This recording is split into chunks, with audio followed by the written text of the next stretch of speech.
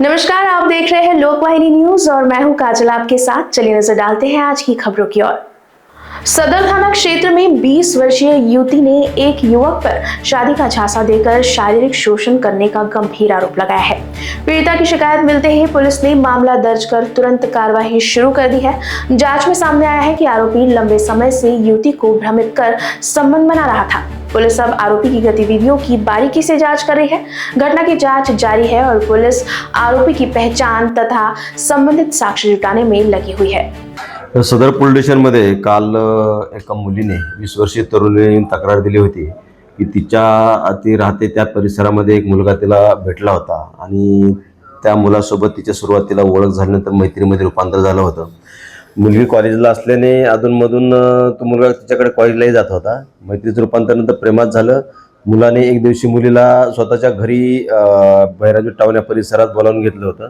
त्यावेळेस मुलगी तिच्या कॉलेजचा एक प्रोजेक्ट करत असताना मुलाने तिला प्रोजेक्ट करण्यासाठी मदत करतो असं सांगून घरामध्ये थांबून ठेवल्यानंतर प्रोजेक्ट करत असताना त्याने मुलीला तिच्या परवानगीशिवाय किंवा संमतीशिवाय तिच्यासोबत लगट करून तिला नंतर लग्नाचं आमिष दाखवून तिच्यासोबत शारीरिक संबंध ठेवला होता।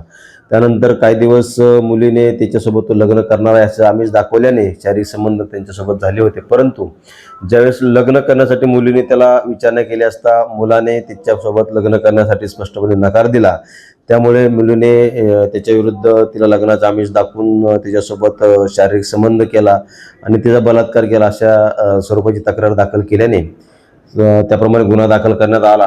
गुन्हा दाखल केल्यानंतर यातील जो आरोपी आहे त्यास आम्ही ताब्यात घेतलं। विचारपूस केली असता असं लक्षात आलं की यातील आरोपी हा ओबीसी समाजाचा असून यातील मुलगी ही एससी समाज आहे। त्या अनुषंगाने सदर गुन्ह्याला अॅट्रॉसिटीचे देखील कलम लावण्यात आले। अधिक तपास सदर विभागाचे उपविभागीय पोलीस अधिकारी श्री सुहास जगताप तपास करीत आहेत।